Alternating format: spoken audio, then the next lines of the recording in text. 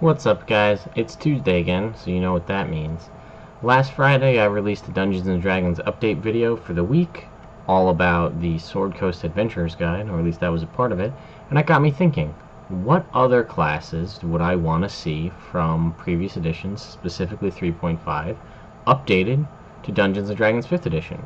So, for this Top 10 Tuesday, it's my top 10 D&D 3.5 edition classes / prestige classes I want updated in Dungeons & Dragons 5e. Before I get started with number 10, I just wanted to point out that a lot of the pre-existing archetypes in 5e kind of come from or match similar to the Dungeons & Dragons 3.5 edition Dungeon Master Guide prestige classes. For instance, the Arcane Trickster is in here, the Assassin is in here, the Eldritch Knight is in here. There are a lot of classes that are very similar to the Shadow Dancer, which is very similar to a Shadow Monk. So I figured it was only... Oh, and the Dragon Disciple is essentially a Dragon's Origin Sorcerer. So I thought it was only fair to do the Arcane Archer. I think that this is a pretty cool class. They are obviously an arcane spellcasting class, but they use their archery, and they use archery, and they kind of gain bonuses from that. So they kind of can enhance their arrow attacks, imbue them with magic. They can do different things. They can seek their targets. And eventually the high-end thing is the Arrow of Death. It's probably a little overpowered for 5e, but I think this could actually work pretty well as a rogue. I'm sorry, not a rogue, a bard subclass.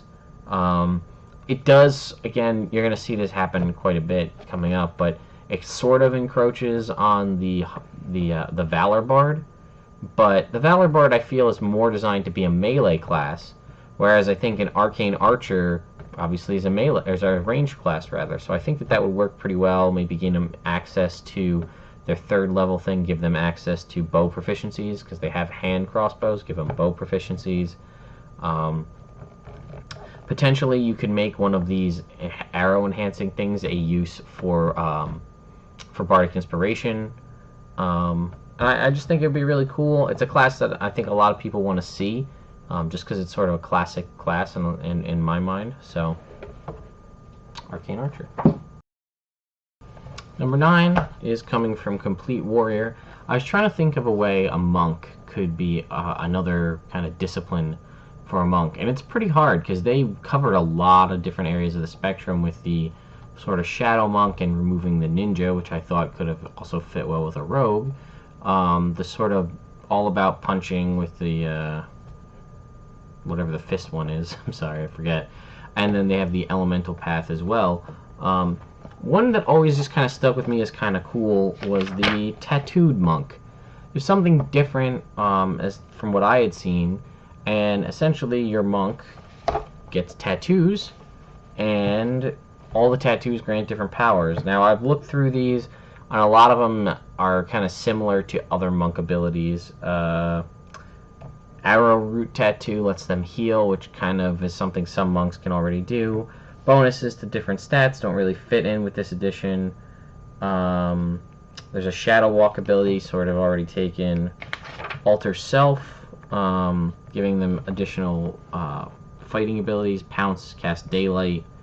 The Dragon Tattoo gives them like a dragon breath. And the way these all work in this edition is it's once per day per tattoo they have. So the more tattoos they gain, the more powers they get. In my mind, the way it would work in 5th edition is you'd gain a couple of tattoos, almost like a Battlemaster fighter gains superiority dice and things like that.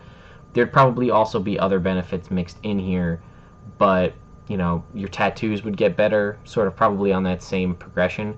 You know, you start off with 4 tattoos or whatever, and then every 5 levels you get 2 more, and then every so many levels they do more damage, or like, you know, whatever would go up. Climb bonuses, again, kind of ethereal jaunt, healing wounds. I know there's one that's like photosynthesis. It's like a flower. You sit out in the sunlight, and you don't need to eat or breathe or sleep or anything because you just absorb the sunlight. The Phoenix one, You might also want to kind of gate these level-wise so they're not super overpowered, but like the Phoenix one looks like it would be a resistance to damage from spells. I think that would be not too overpowered. Scorpion gives you poison, just flat out extra damage, the ability to cast haste on yourself. That would be not too bad.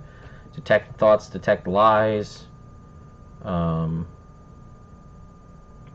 so I think it would be different. I'm not exactly sure it's the best one. I wanted to get one in here for Monk. I looked pretty hard and nothing came out, jumped out at me. I thought this was different, and like I said, I think the Battle Master mechanic kind of makes it work for 5th edition. But if you have a better idea for a Monk one, let me know. I should point out that back for number 9, Drunken Master was a close second. I'm just not sure how well it would work, at least, trying to adapt these abilities. But anyway, number 7 is also Complete Warrior. This is the Samurai. I feel like this would be a good fighter subclass. It's a samurai. The way they kind of deal with it here is samurai has proficiency in 2 swords with katana and a wakizashi, so it would be like 2-weapon fighting, which is something that a fighter already gets. So I'm not exactly sure how that would work here. Maybe they get it as kind of a bonus thing at 3rd level, and then they get to keep a different. They still get to just choose a different one at level 1. I'm not sure if that might be too powerful to have both fighting styles at 1st and 3rd level. So maybe sort of along the same line as the champion, and they get better with time with those swords, which won't really work in this edition. They do get this, I think it's Kai Smite, I forget how you pronounce it. It's essentially a shout, and in this edition, it lets them add their charisma modifier to their attack and damage roll on the next attack. A variation of that I think could work, maybe along the lines of how the Devotion Paladins have the ability to, for a minute, add their charisma to their attack bonus. They can intimidate and demoralize opponents, so maybe they can do something that, kind of like a fear based aura or something like that, a fear gaze attack, and their opponents have to make that, at a relatively low save. They get improved initiative, so maybe access to the alert feat as part of it, or just a bonus to initiative outright. And then again, eventually they get Frightful Presence, so that would be a good high-end thing. It was hard to find one for fighter that wasn't sort of Eldritch Knight. I feel like kind of covered most of the arcane stuff, and Paladin pretty much has any kind of divine fighter things to it. So it's also hard to know with things like the Purple Dragon Knight and Swashbuckler and Blade Singer and things like that. We know those are coming out in the Sword Coast Adventurers Guide. So trying to find something different was a little rough, especially for a fighter. But I figured the Samurai was a pretty decent fit. I was also looking at the Knight, but I didn't think that really worked because the way they kind of held Paladins and you could play it. But maybe a Knight as well. That's kind of really all I got for fighter. Number 7, we're jumping over to the Complete Adventurer, and number 7 is the Scout. This is one of my all-time favorite classes in 3.5. Has a lot of synergy and similarities to the Ranger, but a lot more to the Rogue in my mind, which is what I think it would be. It would be a Rogue subclass. And basically the main bonus that a Scout has is they get a ability called Skirmish. It's very similar to Sneak Attack, except the way it works is you have to move a requisite number of feet and then you get the extra damage. So Scout relies on mobility to deal extra damage and improve their defenses. She deals an extra 1d6 points of damage on all attacks she makes during any round in which she moves at least 10 feet. The extra damage applies only to the attacks taken that turn, and they also get a bonus to to AC. So I think that would work out pretty well, the moving to do damage. I'm not sure, because if it was a Rogue subclass, it would also stack with Sneak Attack, so I'm not sure if that would be too overpowered. It could also work as a Ranger subclass, but my only concern with that is it kind of encroaches on the territory of the Hunter Ranger. Other things they get are also very similar to what a Ranger gets. They get Camouflage, Hide in Plain Sight, they get Blind Sight, evasion. They also get improved movement speed. So I mean, it has a lot of the synergy, like I said, to a rogue. But actually, reading through these again, I'm thinking maybe it would be better to be a ranger subclass. But like I said, the only real difference that it has here is it moves and does extra damage. Could you break out an entire archetype that way without encroaching on all the extra bow damage that a hunter ranger could do? But either way, I'd love to see it. I mean, it could also work, I guess, potentially as a fighter, a more archery focused fighter. But yeah, Scout. For number 6, we're going to the Player's Handbook 2. We're actually going to be in here quite a bit. There's a handful of classes in here that I really like. But it's the Duskblade. This is a class, I sort of have a soft spot in my heart for 3.5 for half-caster classes, and the Duskblade is one such class. It casts spells similar to a wizard. They're an intelligence-based casting class, but their unique ability was, they could wear armor. It was a base class that could, aside from, there's some other ones that could do it, but it was a pretty well thought out class. It could cast in armor, and eventually it could cast in heavy shields, which there is no heavy shields this go around. But their other main thing is their ability to channel their touch attacks through a melee weapon attack. So let's say you have a Shocking Grasp that does, I don't know, let's say 3d6 damage. When you swing with your sword, you hit with your sword, it does a d8 of damage, plus the 3d6 from the touch attack that's transferred through the swing of the sword, dealing extra damage. That's sort of their main thing. As they level up, they gain additional uses of that. They also have the ability to convert some spells into quick casts. So, what is it? Once a day, one spell. You can cast one spell as a swift action. So in this edition, that would be taking a spell that takes an action to cast and casting it as a bonus action. That is a little bit off consider how this edition works, but I think that the Duskblade would be a great tradition for the wizard. I'm not sure what we're going to get with the Blade Singer class, if that's going to be the Eldritch Knight is sort of the wizardy fighter, maybe Blade Singer is going to be the fightery wizard, but I think a Duskblade would be a better fit. It's kind of designed the same way, and it has that cool channeling mechanic, which could very well fit with one of the different arcane traditions. Maybe gain proficiencies as they level up, and again, the ability to quick cast. Wizards get a lot of really powerful abilities, so I don't think by the end of it this would be too overpowered. For number 5, we're heading over to Dragon Magic. This is going to be the Dragonfire Adept. This class is one of the easiest ones, I think, to slot into an existing 5e class. Dragonfire Adepts gain a breath weapon, and they also gain invocations, much like a warlock. So that's what I'm suggesting this be. The Dragonfire Adept be a dragon patron warlock. Obviously, the invocations would remain the same. In this instance, the invocations were more designed around altering the breath weapon of a Dragonfire Adept. I think you keep the same wizard invocations. You give the breath weapon perhaps as the early level thing, or maybe make it an alteration of Eldritch Blast. That could be a way to go. You obviously get your expanded spell list, sort of, dragony, elemental, high damage kind of spells. They also gain scales through natural armor.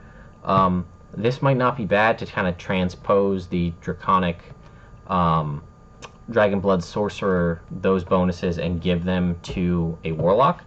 I don't think that would be too bad. They would gain, their armor would start off at 13 plus dex, and they'd gain an additional hit point a level. I think that's a pretty powerful ability.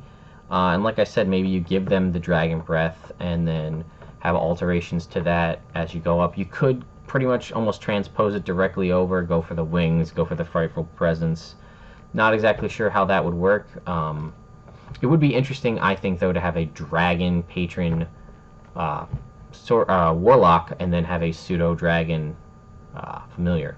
Just dragon synergy.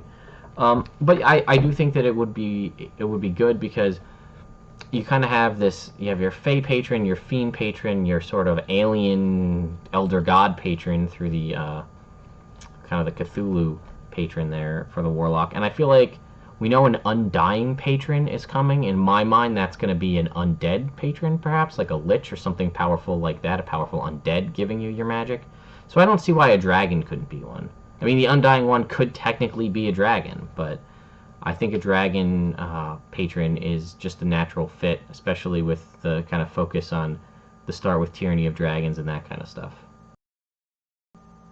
Number 4 is a prestige class that came out of Eberron, and I realize it's very similar to, I guess it would be the Oathbreaker Paladin, maybe the Death Domain Cleric, but it's one of my favorite prestige classes, so I'm putting it in here. The Bone Knight. It would obviously have to be a paladin-based class. I guess it could be a cleric, maybe even a fighter, but essentially what it is typically the way this is designed is I think more to be a paladin, and you craft your own armor out of bone, and that was something that always intrigued me because you could have this full plate armor, but it was crafted completely out of bone, so things like heat metal and that stuff wouldn't work on it. It granted you an intimidation factor because you're wearing bone armor, and it gave you resistances.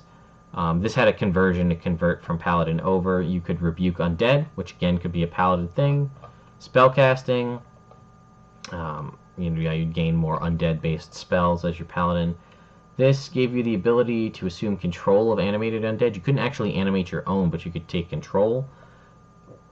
Since older edition paladins had the ability to summon a mount, this lets you summon a skeletal steed. So perhaps this would allow you to summon an undead mount with Fine Steed rather than a celestial, fiend, or fey version. You can control undead under your control. Gain turn resistance. And eventually you can improve on your armor, which I thought was really cool. So the damage reduction boosts on your armor. At 4th level, you gain immunity to stunning, and then eventually you get a chance to negate critical hits, and then eventually you would gain immunity to critical hits through your armor. So this was kind of the whole focus of this, was your armor got better. And I like this because it's also a way to have a class that sort of gets some of the, again, being a soft spot for paladins and this class in specific, a way to get away from magic items but still get the abilities of magic items. And this kind of concept could be brought into other classes or just into your campaign in general if you don't want to do magic items. How about you get some armor and you don't want to give a ton of magic items, you get armor or a weapon that kind of levels with your character. Then eventually you did learn how to cast Animate Dead, so you could bring in your own. Then you could eventually make a weapon out of bone, so it kind of had that going. It did an extra d6 of damage against living creatures. My favorite thing probably was the 8th level thing, which is you're so used to wearing your armor that it actually fuses to your body. So your bone external skeleton fuses to your body, cannot be removed, and then you gain basically all the abilities of being an undead. Immunity to poison, sleep, paralysis, disease, death effects, fatigue, exhaustion, ability damage, ability drain, energy drain, and death from massive damage. I just thought that was the coolest thing. And then at 9, your weapon could do like a death strike, which again is a little overpowered for 5th edition, but something like that could work, I think. Maybe that's your transformation. If it's a paladin, your level 20 transformation is that fuses to you and you sort of become like not a lich, but like an undead reapery type character. Either way, Bone Knight is one of my favorite classes, so it had to be on this list. Number 3 is, I guess with the undead theme, is the Dread Necromancer. This was another one of my favorite classes. In my mind, this would be an undead origin sorcerer. That's how you would kind of play this to get this in this game. So obviously, they could cast. They did also have armor proficiency, and I would say that kind of leans more towards a warlock, but we do know that this Undying patron may be coming, and we saw the giving armor proficiencies as part of the favored soul class as a subclass for sorcerer. They got essentially a melee touch attack. They got the ability to rebuke undead. They gain damage resistance because they sort of were slowly becoming undead. And then they gain this negative energy burst, which was like a burst attack, almost like like a Wrath of the Storm kind of a thing, or just like a mass turn undead or something like that. I think that that would work pretty well for a sorcerer. You can eventually make a fear aura, and like again, touch attacks. They did allow them to get a familiar, but in this edition, familiars were much different. But it could be a various kind of evil creature, and then they get sort of the what the necromancers get in necromancy focus wizards, where your summon undead are more powerful. Um, and then eventually they would slowly become more immune to critical hits like an undead would. And then what I always thought was the coolest thing was the 19th level you got craft wonders items so you could make a phylactery, and at 20th level you basically became a lich. It was built into your class, you could become a lich. And I just thought, again, that was awesome. Because the way this has worked is you technically don't have to be an evil lich. I don't even think you needed to be evil to be this class. I think you just had to not be good. Let's see if there's a class restriction. Alignment. Not all Dread Necromancers are evil, although the best of them could easily be described as evil tolerant.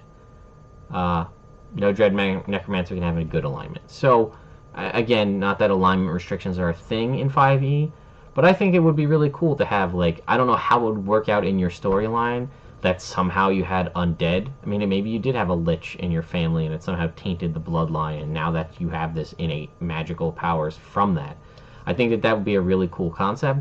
I think it'd also be a really cool way to deal with that character. You know, you'd be focusing on maybe you want to get over the undead, or you want to try to, like, you didn't want these powers, they were just, you know, part of you from birth, and now people look down on you and you have to be wary about clerics, and maybe you want to try to become a cleric to try to cleanse yourself of this. There's a lot of cool ways to build that character. For number 2, we're heading back to the Player's Handbook number 2. I'm sorry, I forgot to mention, Heroes of Horror has the Dread Necromancer. I don't have the physical book. And the Bone Knight was in Eberron 5 Nations. But anyway, we're heading back to the Player's Handbook 2 for one of my other favorite classes, the Dragon Shaman. In my mind, this would be a Paladin Oath. I guess it would be the Oath of the Dragon. And the reason I do that is because the Dragon Shaman gets auras.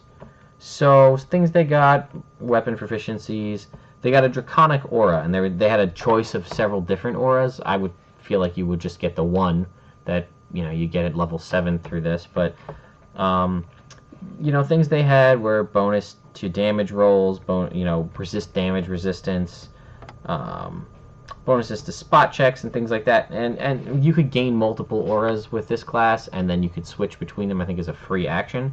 So there was one that gave you bonuses to initiative, so you could start off with that in the battle and then swap. And there were eventually like items and ways you could get where you could have 2 auras up at the same time. In my mind, though, the Energy Shield one was the coolest one, and I think that that would be what I would give a dragon, an Oath of the Dragon paladin, and that was sort of like a Thorns aura from a Diablo 2, where when you or any of your allies within, I guess it would start off at 10 feet and then go to 30 feet, take damage, like physical damage, it is reflected, a portion of it is reflected back, or they receive damage from a dragon type. So when you pick Oath of the Dragon, you would pick a dragon type. It would be, I'm assuming, a good dragon. And let's say you pick a gold dragon, and then that's fire damage. So I don't know, it would have to scale, but let's say at level 7 when you get it, it's 5 damage. So anytime any one of you or your allies within 10 feet get hit with a melee attack, that person attacking them takes 5 fire damage. That's sort of a retribution thing. I think that would really work out well. Other things Dragon Shamans got was they received skills based on whatever the dragon they chose. They eventually also got a breath weapon. I'm not sure if that would be too overpowered, with the smiting also giving them the breath weapon. Maybe a transformation to 20th level, getting a breath weapon, that might not be bad. And they also got this Draconic adaptation, which allowed various different things based on the type of dragon you picked. Things like being able to endure elements, breathing underwater, spider climb, that kind of stuff. Featherfall. Get to breath weapon. They got basically a Paladin's Lay on Hands, which is why I feel like it fits pretty well. They got immunity to Frightful Presence. Paladins get immunity to Fear. They get immunity to Paralysis and Sleep. So, I mean, there's some things you could pick for different auras. They got Natural Aura. I don't think that really fits with a Paladin. It get a little overpowered. Immunity to the energy type of their dragon. They could eventually cast the Commune spell, but with a dragon, with their dragon totem dragons. The way that worked is you basically mentored under a dragon. They sort of gave you this ability. And then eventually you drew Draconic Wings, which, as we see through the Oath of the Vengeance Paladin at level 20, they have the ability to gain wings, so that's not unheard of. And I feel like being a holy warrior and, possible, I'm guessing Bahamut or Tiamat, depending on how you want to do this, being able to commune with them or your patron dragon through the commune spell as a paladin kind of makes sense. So, Dragon Shaman, I'm really hopeful that something like this will show up. I super love this class. I love to see more stuff. We know Oath of the Crown is coming in Sword Coast Adventures Guide, and from what I gather, it's basically you pledge to some sovereignty or a king, and they give you magic, I guess. I don't know. It doesn't really make sense to me, the oath that you take to, the other oaths sort of make sense to me, more sense than I pledge my loyalty to this king's service. Pledging a loyalty to a dragon is a lot cooler, so let's go with that. And finally, for number 1, we find ourselves back in Complete Warrior, and number 1 would be the Hexblade. Again, I told you I'm a sucker for half-casting classes. This was sort of this came out prior to the Duskblade, which had a lot more improvements than the Hexblade because they realized that a casting class that had full armor could be more powerful, so the Duskblade clearly outshines the Hexblade. Although there were various unofficial updates made to the Hexblade that sort of put things in perspective, changes to their saves, which again isn't really a thing this edition, and they changed away the curse. That's a Hexblade's signature thing, was the ability to curse an opponent. So what that would do was, let's see, they get a -2 penalty on attack, saves, ability checks, skill checks, and weapon damage rolls for an hour. So that was a really powerful thing, and that obviously got stronger as the Hexblade leveled up. And one of the things was you could replace, as another thing that was big in 3.5, is the ability to take one feature and replace it with another one. They gained access to a familiar, and it made them one of the better classes to gain a familiar, because in 3.5 your familiar's hit points was based on yours, and a Hexblade had a D10 hit die and could gain a familiar, so their hit points on their familiar would be a lot more powerful than a wizard's with a D4.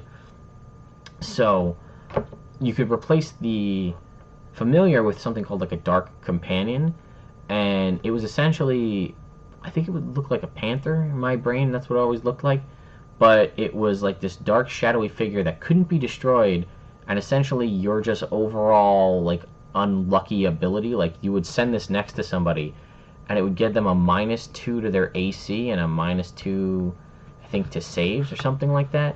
So you could walk up, you'd send this thing, it's ethereal, it can't be targeted, send this next to someone, and then their AC drops by 2, and then you could just unload on them with all. You had really high charisma, you're a charisma-based casting class, you got bonus feats and things like that, and they also got metal, which was one of the very rare things, which is essentially evasion, but for will or fortitude saves, rather than dex saves, so that made them a really powerful class in that respect.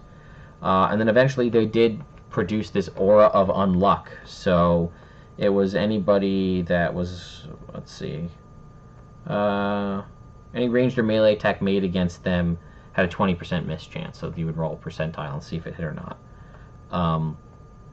This class could fit in a lot of different places. This could very easily be a fighter class, although I feel like you kind of run into the Eldritch Knight possibility. This could also be a bard.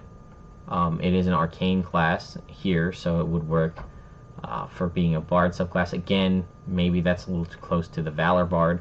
It has an aura. It could be a paladin, a Hexblade paladin, Oath of the Hex, I guess.